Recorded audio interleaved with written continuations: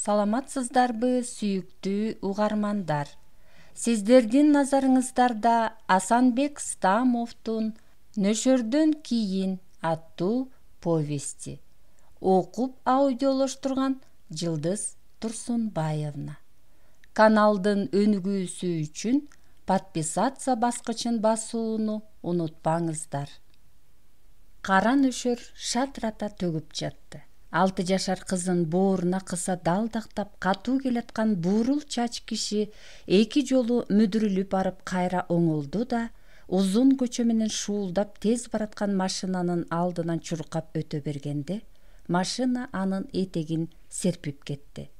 Ошо замат тормоз берип артынан ашата сүгүнүп калган шофёрдун кыйкырыгын ал капарына алган жок. Мына ушул тапта асман тең жарылып кеткендей күн күркүрөдү. Ок жылаандай соймоңдогон чагылгандын оту жакын эле жерге барып чак эле сайылгандыктан терезелер калдырттай жер чайпалгансыды. Кичинекей кыз атасынын койнуна башын ката, ого бетер бүрүшүп, кара нөшөр чорголоп төгүп, арыктардан саргыч ылай суу булкунду. Жамгырдын суусун балчылдата кечип, энтиккен киши көп кабат тамдын дарбазасын көздөй кайрылып, 2 кабатка көтөрүлгөндөн кийин кызын жерге кое коюп, шаш калактай үйүнүн эшигин ачты. Учугуна чейин жамгыр өткөн ал бүткөн боюнан саргып полго куюлуп жаткан сууга кайыл боло, кызын орогон плащты алып ыргытып жиберди да, эңкее берип анын муздай түшкөн буту колун ушалай баштады. Кызы суу болбоптур. Ошого ыраазы болгон киши кызын диванга жаткыза салып, үстүнө төөнүн жүнүнөн жасалган жылуу одеял жапты да, өзү улагада туруп алып, суу болгон кийимдерин чечүүгө киришти. Көйнөгү этине чапташып, андан жылуу буу чыгып турган. Ал экинчи бир бөлмөгө кирди. Ал жактан үстүнө жылуу пижама жамынгандан кийин кызын дагы жаңылап кийинте кайра баягы одеялга ороп жатып, анын чекесинен өөп, «Кыймылдабай жата тур. Мен азыр сага ысык тамак алып келем. Макулбу күчүгүм?» деп өзү ашкананы көздөй басты. Бир аздан кийин ал ысык чай жана арчылган жумуртка алып келип, үргүлөп бараткан кызынын алдына чөгөлөй калды да жалооруп жиберди. «Уктап калдыңбы Айсулуу? Тура кой күчүгүм. Кана башыңды көтөрүп мына бул ысык чайдан ууртачы». Киши кызын жаздыгынан коомай колтуктап, башын өйдө кыла жумурткадан оозуна салып, буу чыккан кызыл чайдан акырын ууртата баштады.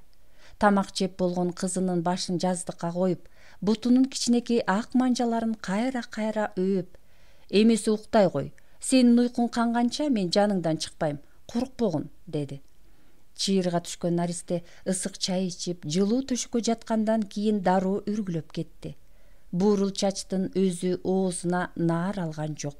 Ал кызынын жанындагы креслого чөгө отуруп, ажыналап калган адамдан бетер баары тыптыйпыл болду.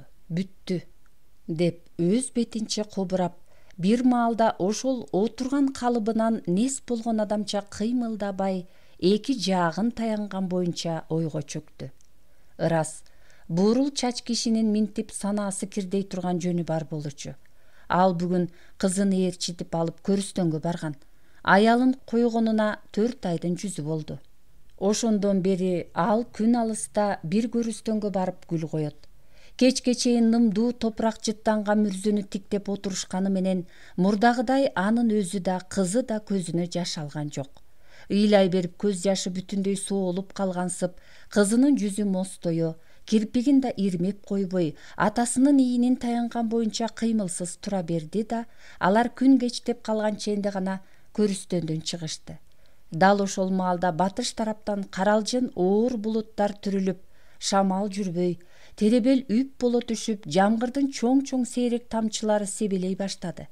Буурул чач киши ордунан жай козголуп, арт жагын карай жөнөй берерде, чочойгон мүрзөнүн майда кумдары эшилген топурагынан бир чемгелдеп алып сыртты көздөй ыргытты. Эзелки ата-бабанын салты боюнча ошенткенден кийин бейкүнү арбак жеңилдей түшөт имиш. Кызы дагы дилгирлик менен атасын туурады. Ал энесинин өлгөнүнө түк ишенчү эмес. Күндүр түндүр энеси көз алдынан кетпей, бирге жашап, бирге жүрүүдө. Бирок саат баскан мына бул чочойгон моло гана улуу чындыкты моюнга алууга аргасыз кылчу. Ошондо наристенин солкулдаган кызыл эт жүрөгү канап, ушул тапта аны энесинин жанына тирүүлөй көмүп койсо, ал эч бир коркпостон кубанган боюнча жаркын энесинин төшүнө башын катып, тыпыйып жатып калмак. Мындан ары энесиз күн көрүп, энесиз жашоо кыз үчүн акылга сыйбай турган армандуу нерсе болсо да, өз келечеги жөнүндө ойлоого наристенин азыр кудурети жетчү эмес. Алар ордунан туруп, көрүстөндү бир кылчайып караганда, кыздын алкымы буулуп, көзүн жаш чайып кетти. Бирок өзүн араң кармады. Ушул тапта жүрөгү ачышкан, жүрөгү сыздаган буурул чач кишинин өзү да көз жашын араң тыйып турган. Атасынын көз жашын көрсө, кызы эчкирип эстен танмак. Мына ушинтип далысы уркуюп, шилеси салаңдаган киши кызын колдон алып, алга басканда жамгырдын мурдагы сейрек тамчылары барган сайын көбөйүп, кара нөшөр төгүп жиберди. Киши кызын плащына орой салып, аны бооруна көтөргөн боюнча чуркап жөнөгөн. Ошентип алар автобус токтоочу жерге жеткенде, нөшөр үстү-үстүнө куюп, арыктардан ылай суу булкунуп, кыян жүрүп кетти. Автобуска отурганда нөшөр буурул чач кишинин өтмө катарына өтүп кеткен болчу. Мына азыр болсо, ал кызы экөө добулга кабылып, бирок араң дегенде жылуу уясына учуп жеткен көгүчкөндөрчө күңүрт бөлмөдө бири-бирин тиктеп, бири-бирин демөөр тутуп үргүлөп отурушту. Бүттү, баары жылас болду, деди буурул чач киши дагы бир жолу. Ооба, ар бир адамдын жеке турмушунда мөгдүрөп чөгүп, жылдызы төмөн түшкөн учурлар болсо, жана ошондой эле жылдызы көкөлөй зоболосу көтөрүлгөн учурлар да көп болот. Ушул тапта буурул чач кишинин жылдызы төмөн түшүп, чөгүп, бактысыз учур анын көк желкесинен ныгыра басып турган. Ал капилеттен бир караңгы орго түшүп кеткендей камыгып, эми болсо түпкүрдөн чыгууга кыпындай да аракет кылбастан, тагдырына биротоло моюн сунуп, ошол караңгы оордун түбүндө жатып, көктө шыкаалаган таза жылдыздарды көрө, бир кездеги өзүнүн бактылуу сонун күндөрүн эске түшүрүп жатты. Ырас эле буурул чач кишинин өмүрүндө да жылдызы көкөлөгөн таалайлуу учурлар далай болгон. Анда ал атак даңкка тунуп, сүйүүгө канбай, өмүрдү чексиз деп түшүнүп, анын мындай кайгылуу мүшкүл күнү да болоорун капарына алган эмес. Ошентип кашында турган бактысын өз убагында баалай албагандыгын ал эми түшүнүп турат. Жароокер, боорукер жарынын көзү тирүүсүндө баркына жете алган эмес. Ал ошого өкүндү, ошого ичи өрттөнүп жатты. Буга үй өрттөнгөн көрө албастар кедерги болгонсуган. Бирок ошолордун жылма жайылган торуна түшүп берген өзүн күнөөлөй, анан буурул чач кимдир бирөөнү жаман сөз менен сөгүп алды да, креслого чалкалай түшүп, оор үшкүрүндү. Ошондо анын оозунан ысык жалын атып чыгып, өзүгүн куйкалаган дартка даба болчу эч нерсе, эч айла жок экендигин билди. Эми анын бактылуу убагы кайрылып келбейт. Ага тагдырына моюн сунуудан башка эч айла калбагансыйт. Оюнда эң бир жаман жыйынтыкка келип, өмүрдүн аягына кара чекит кое турган учур келди деп түшүнүп, ошого кадыресе моюн сунуп көшүй түштү. Ошондо эстей, тээ бир бийиктен жымың эткен жылдыз сыңар өмүрүндөгү баягы таалайлуу учурларды көз алдынан чубатты. Эшикте кара нөшөр шатырата куюп жаткан. Кыйладан бери башын көтөрбөй мээнеттенген Дыйканбек мастерскойун жаап, эл жаңыдан орунга отурган ченде үйүнө келди да, үйдө жалгыз отура албай, жүрөгү ысып, санасы алда кайда оболой, өзүнчө эле кубана, жүзүндө күлкү ойноп, терисине сыйбай жээлигип турду. Бүгүн Дыйканбектен ашкан таалайлуу адам жок сыяктуу. Ал көптөн бери ишке ашыра албай, жүрөгүн өйгөн, бирок үмүт үзүп таштап коюуга кудурети жетпей алып урушкан полотносун жазып бүттү. Эмгектеринин ийгилигин, кемчилигин ал өзү гана сезип, өзү гана туйчу. Ошондуктан эксперт комиссиясынын заседаниясинде анын жаңы эмгегин мактап жатабы же сындап жатабы Айтор таназар албай, сылык жылмайып унчукчу эмес. Бул сапарда Дыйканбек бүтүргөн полотносунун ийгилигинен кам санаган жок. Ал өз купулуна толгондуктан терисине сыйбай турганы да ошондон. Дыйканбек бул полотносун коончунун бир күнү деп атады. Сары Өзөн чүйгө жаңыдан коңур күз келген маал. Түнү менен жамгыр куюп, ал таңга жуук гана басылгандай. Күн батыш тарапта үзүктөй оор кара алжын булуттар салаңдайт. Чет жакалай жармаша берген күндүн кызыл нурунан улам ал кара алжын булуттар жаңыдан тутанып күйүп бараткандай көрүнөт. Коончу чалдын чөп алачыгынан көгүш шөөдүрүм жалтырай, саргыч жыттуу коондор жайнаган аңыздын бетинен суйдаң агыш буу көтөрүлүп турат. Кош ат чегилген арабага саргыч коондон жык чыйма басып, божуну коомай кармай, арабанын эң алдындагы жаңы чабылган көрпө беденин үстүндө тыккан отурган абышканын жүзүндө ырыс жайнай, ал саал эңкейе берип, бой тарткан сулуу кызына кандайдыр бир тапшырма берүү менен алек. Сыягы камбыл абышка кызын кароолчулукка калтырып жатса керек. Жылаң аяк сулуу кыздын турпаты шайдоот, дароо учуп кете турган чымчыкча ары жеңил. Теки бирдүү кыздын турпатында атасына тыңдуу сунгандай, кала берсе күзөтчү болуу ал үчүн жаңылык эмес сыяктанат. Анын түрүндө камсанабай эле бара бериңизчи деген кыяс байкалат. Кыздын сүйүү курагындагы гүл кайырдай ачылган кез экен. Бул гүлбурак кыз атасынын айткандарына анчалык маани бербей, кыялынын тереңинде тээ бир алыстагы боз уландын обонуна кулак салган сыйт. Таң аткыча көк бедеге карк тойгон жерди аттар кулактарын жапырып аяк шилтеп жүрүп кеткени гана араң турат. Ала тоонун чокусунан ак кар кылаят. Күн чатырап ысык тийчүдөй. Полотнонун композициясы жыйынтыктуу, ачык жана так эле. Негизги фонго коон басылган араба, анан чал менен кыз алыныптыр.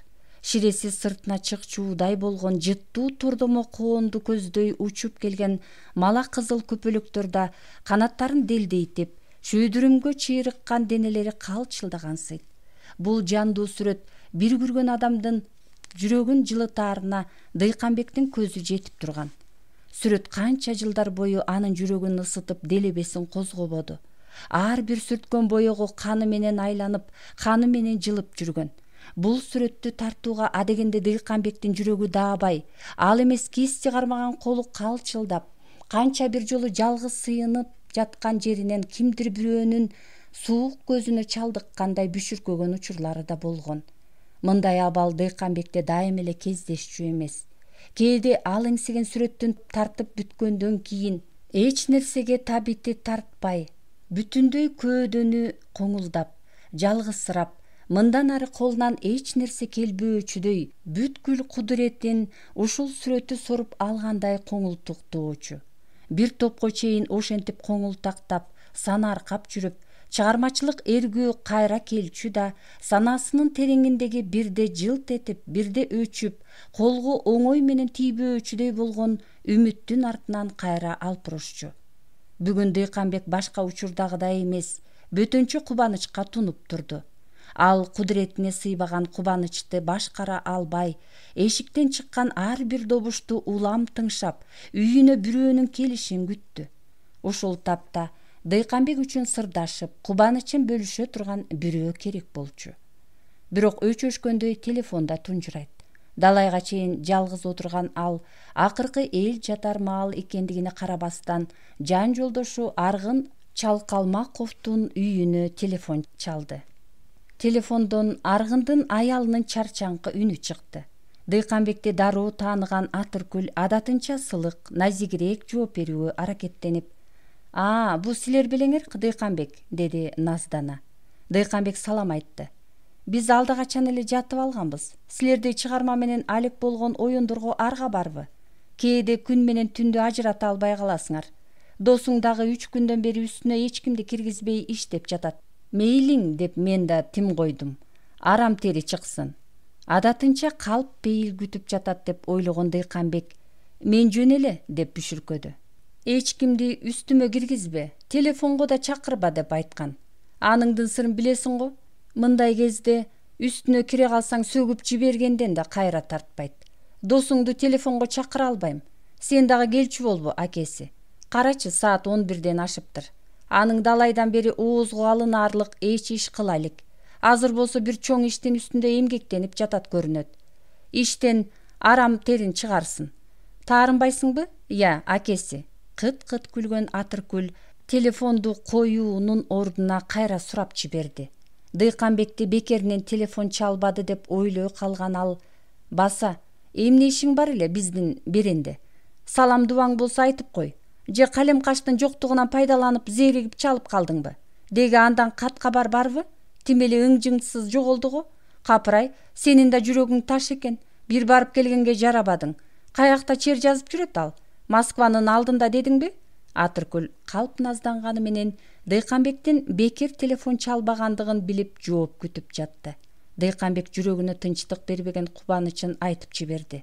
Атыркүл, мени куттуктап койсоңор болот. Бүгүн мен үчүн коньяк иче турган түн болуп турат. Жаңы полотно бүтүрдүм. Силердикине телефон чалганым да ошол.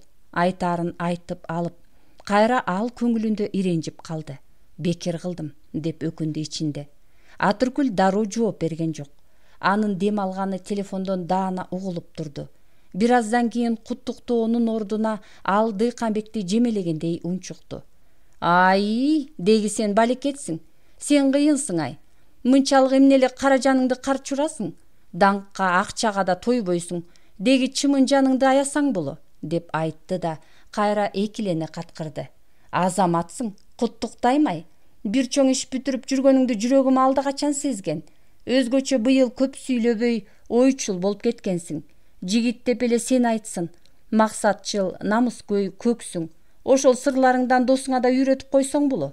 Бүкшүп, арыктап эле болуп калды аның. Же көрүнөрлүк эмгеги жок. Ошол алын билбей дагы бөтөн бирөөлөргө көп сын тагат. Бүгүнчө ушул кубанычыңдын деми менен тынч жатып ал. Сени кийин куттуктайбыз. Баса, Дыйканбек.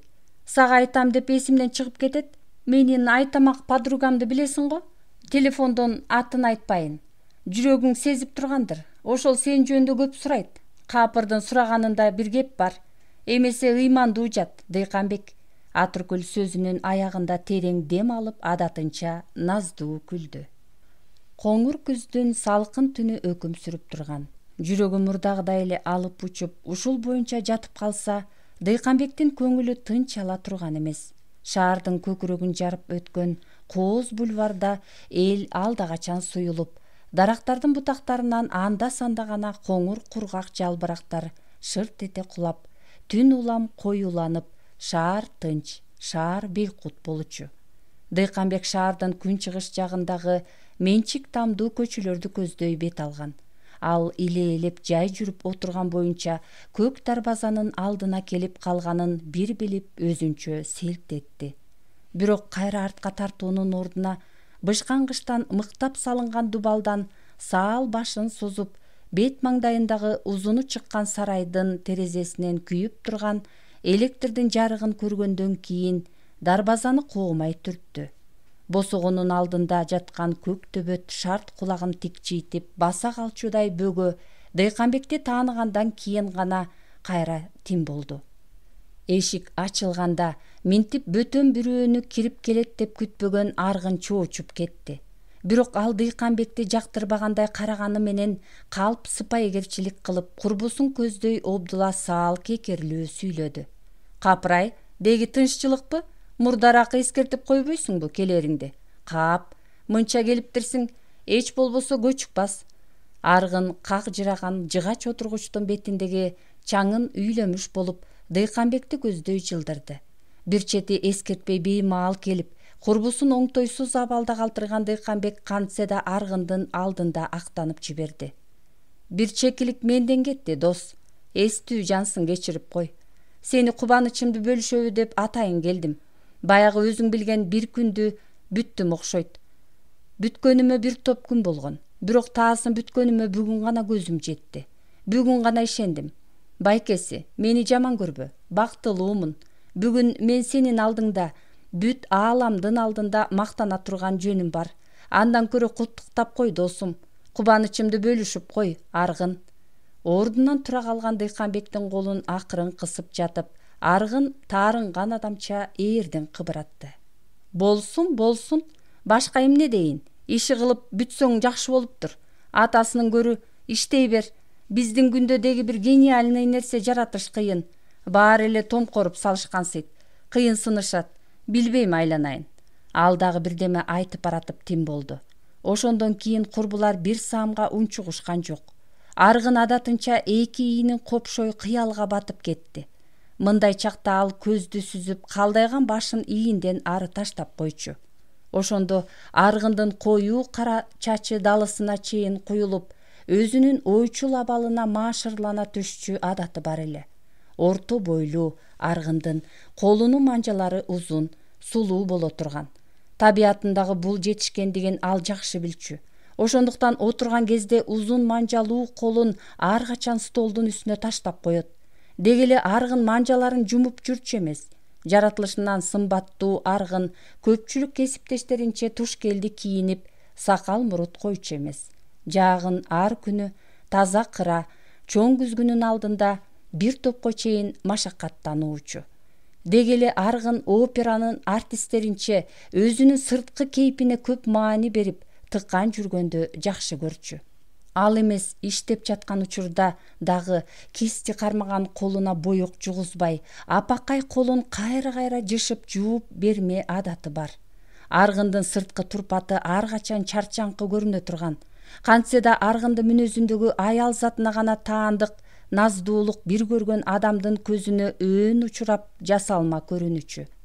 Биздин каармандын экинчи бир табыгый адаты бар.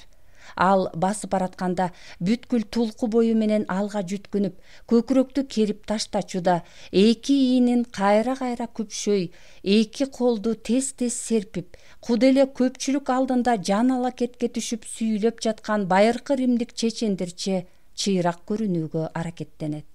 Ушул мүнөзүнөн уламбы, аргын жөнүндө билбегендердин баарысы адегенде анын бир чоң кыял менен алып урушкан терең адам катары сезишкен. Ал өзү дагы үй бүлөсүндө баркы бар, коомчулук кадырлаган, акылдуу, төрт тарабы төп келишкен салабаттуу адам сыяктуу көрүнүш үчүн сын сыпатын бузчу эмес. Дыйканбектин өзү да бир топко чейин курбусу жөнүндө ушундай ойдо жүргөн. Аргын туш келген тааныштарынын баары менен эле сүйлөшө берчү эмес.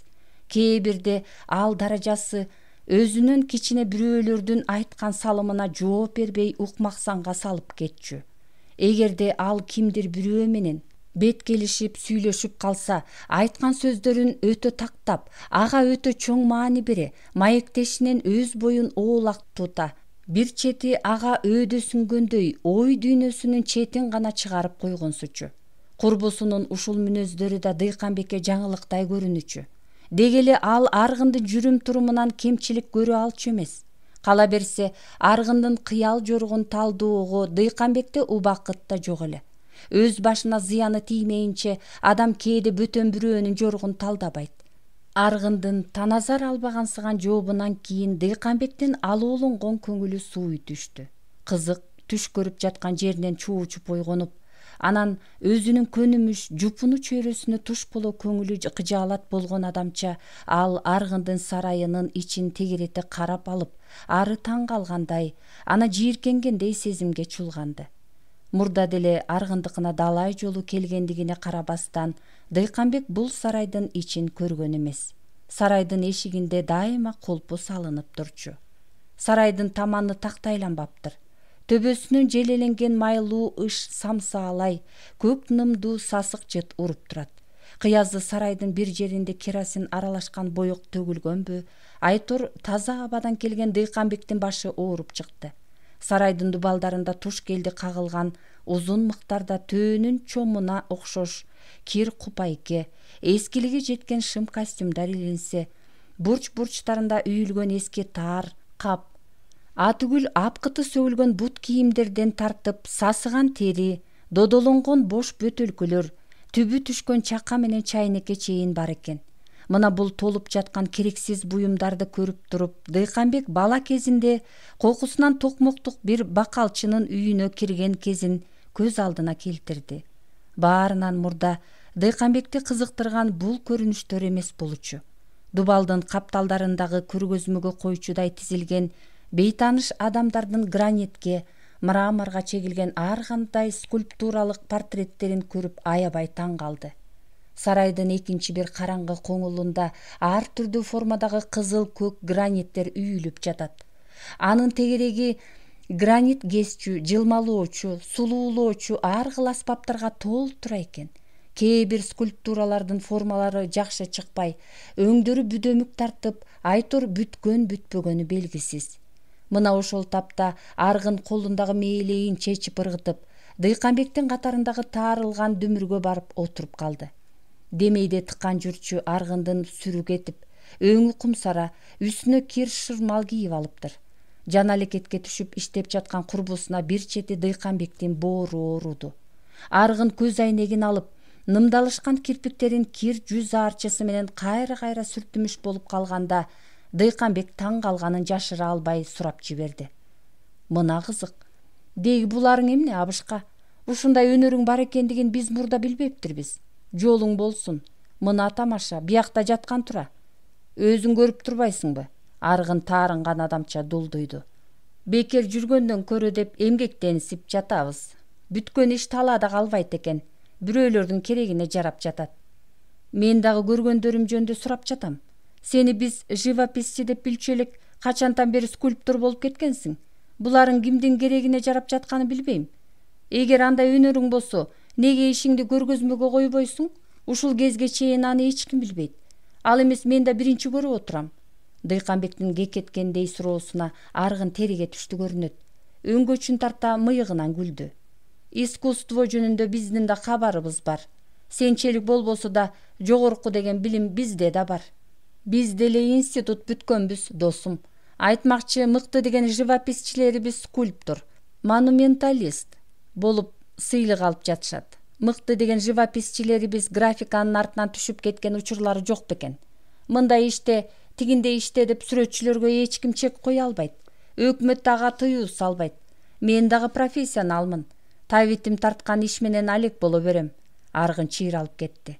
Дыйканбек курбусунун дооматын дароо түшүнүп, аны таарынтып алганына, өз адресине сөз тийгизип алганына өкүнүп, ичинде ачуусу келе түшсө да сылык жооп берүүгө аракеттенди. Аргын, көпчү чалаба. Сени капа кылайын деген ниетим жок. Эгер көңүлүңө катуу тийсе, сөзүмдү кайра алдым. Өзүң айткандай мен дагы живописчимин.